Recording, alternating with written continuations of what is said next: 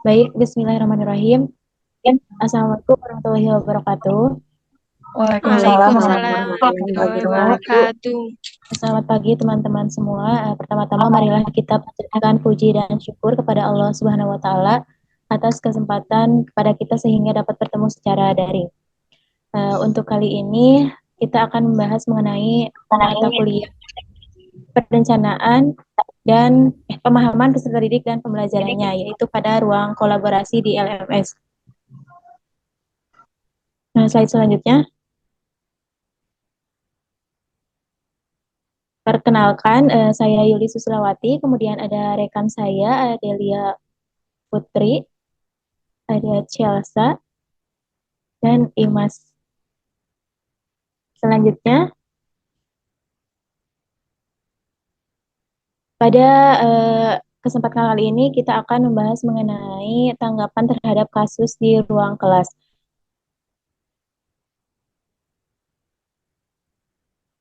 Untuk kasus yang pertama, yaitu kami akan membayangkan jika kami menjadi seorang guru dan menyampaikan materi dan merencanakan langkah-langkah pembelajaran yang harus dilakukan oleh siswa dalam mengerjakan tugas. Nah, selanjutnya siswa itu diminta untuk mengerjakan soal yang sama tanpa melihat urutan ataupun langkah yang guru telah buat.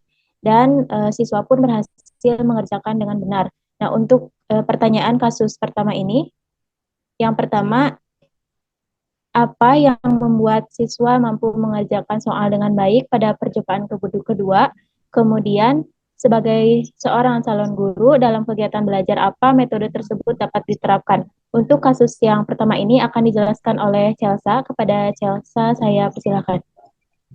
Ya, baik. Untuk pertanyaan dari kasus pertama, sesuai dari hasil diskusi kami, menurut pendapat kami, yang membuat peserta didik mampu mengerjakan soal dengan baik itu karena adanya pengulangan yang dilakukan oleh peserta didik, di mana pada proses percobaan sebelumnya mereka mendapatkan penjelasan secara detail yang diberikan oleh guru mereka, sehingga pada percobaan kedua mereka tidak mengalami kesulitan.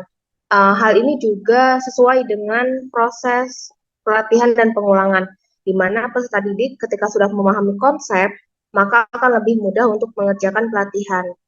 Dan hal ini juga selaras dengan salah satu teori belajar behavioristik, di mana teori tersebut menyebutkan bahwa setiap peserta didik dapat belajar dengan melakukan latihan yang dilakukan secara terus-menerus, dapat menghasilkan perilaku yang terjadi secara otomatis. Hal ini juga diperkuat oleh Edward Lee yang mengemukakan bahwa manusia belajar dari pengalaman atau percobaan yang telah dilakukan.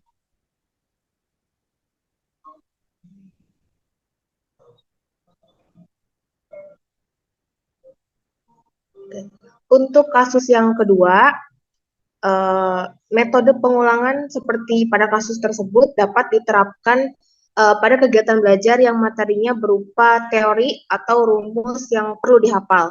Kegiatan lain juga bisa menggunakan metode ini, seperti pada saat diskusi, pengulangan dapat dilakukan dengan langkah seperti siswa menyampaikan kesimpulan, setelah itu kemudian guru juga kembali menyampaikan kesimpulan pada akhir pelajaran, atau bisa juga dengan memberikan pelatihan yang berulang yang terdapat tantangan yang bertingkat pada setiap soal yang diberikan. Seperti itu.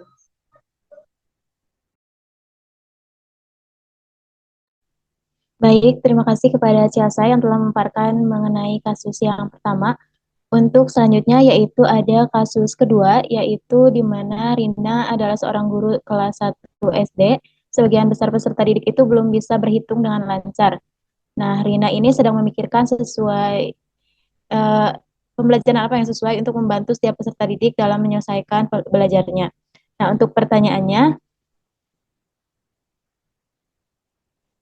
yang pertama yaitu apa yang dapat Rina lakukan untuk membantu peserta didik sesuai dengan tahapan perkembangan usia.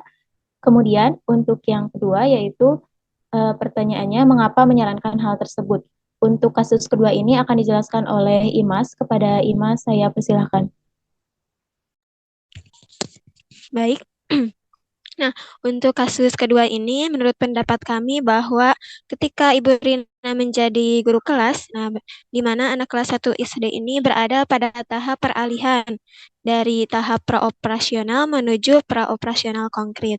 Nah, berdasarkan teori perkembangan kognitif yang dikemukakan oleh Piaget, sehingga yang dapat Ibu Rina lakukan untuk membantu peserta didik sesuai dengan tahapan perkembangannya adalah dengan memberikan pembelajaran berhitung menggunakan simbol-simbol yang ada di sekitar lingkungan kelas.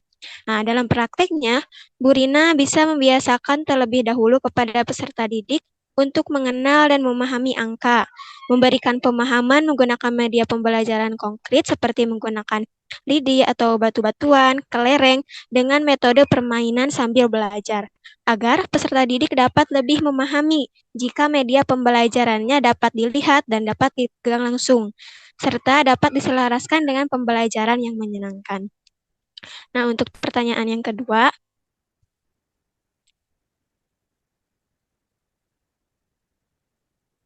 kami menyarankan hal tersebut dikarenakan pada tahap ini anak kelas 1 SD telah menunjukkan aktivitas kognitif dalam menghadapi berbagai hal di luar dirinya sendiri. Meskipun kemampuan berpikirnya masih belum mempunyai sistem yang terorganisasi dengan baik. Tetapi anak ini sudah mampu memahami realitas di lingkungan sekitar dengan menggunakan tanda-tanda ataupun simbol. Cara berpikir anak pada setiap tingkatan ini bersifat tidak sistematik, tidak konsisten, dan tidak logis. Oleh karena itu, mereka belum mampu memahami konsep yang terlalu kompleks sehingga perlu adanya tadi ya seperti pemanfaatan benda di lingkungan sekitar, seperti hal yang lebih kompleks ada konsep waktu, sebab akibat, serta perbandingan. Pada tahap ini juga, peserta didik kelas 1 SD ini perlu memahami pembelajaran menggunakan benda yang konkret sebagai hand-on. Terima kasih.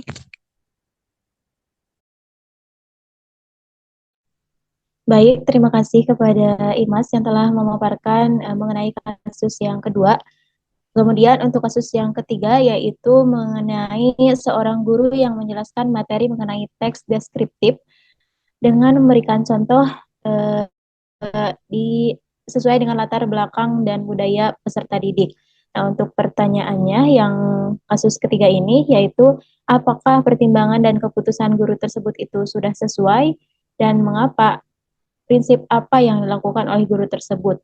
Untuk kasus ketiga ini akan dipaparkan oleh Adelia. Kepada Adelia, saya persilahkan. Ya, baik. Terima kasih moderator. Jadi untuk jawaban pada kasus 3 ini, yang pertama, menurut pendapat kami semua, pertimbangan MADE ini sudah sangat sesuai gitu. Mengapa? Karena MADE ini memberikan pembelajaran yang lebih bermakna karena dia mengintegrasikan budaya yang ada di latar belakang tempat di mana peserta didik itu berada dengan pembelajaran.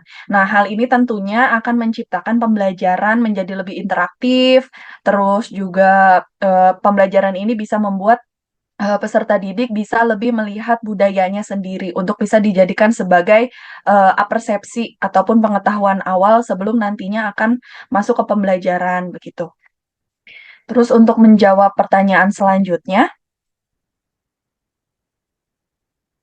nah, prinsip yang digunakan oleh MADE dalam kasus ini menggunakan prinsip atau pendekatan culturally responsive teaching.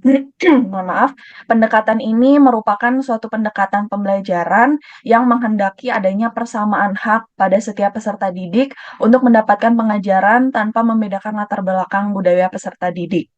Nah, dalam pendekatan culturally responsive teaching ini, yang merupakan sebagai salah satu cara yang komprehensif untuk membekali guru dalam mengajar peserta didik di lingkungan yang berlatar belakang budaya yang berbeda-beda, serta meningkatkan pemahaman dan keterampilan tanggap budaya seorang guru dalam setiap muatan materi pembelajaran yang mengupayakan terhadap lingkungan belajarnya. Sehingga peserta didik di belahan dunia manapun, khususnya di Indonesia, yang memiliki budaya yang berbeda-beda, tetap akan mendapatkan pemerataan materi ataupun konsep materi, tapi disesuaikan dengan budaya dan juga latar belakang yang berbeda-beda dari setiap daerahnya. Begitu. Dikembalikan kepada moderator. Baik, Baik, terima kasih Adelia yang telah memaparkan mengenai kasus ketiga. Nah, itu saja tanggapan dari kelompok kami mengenai ketiga kasus. Adapun kesimpulan yang dapat saya berikan dari ketiga kasus tersebut, bahwa setiap langkah ataupun kejadian yang dilakukan oleh seorang guru pada kasus-kasus tersebut itu dilakukan untuk mempermudah siswa agar lebih memahami materi pembelajaran dalam proses mencapai tujuan pembelajaran yang telah direncanakan. Nah, mungkin itu saja yang dapat kelompok kami sampaikan. Mohon maaf apabila terdapat kekurangan. Sekian, wassalamualaikum warahmatullahi wabarakatuh.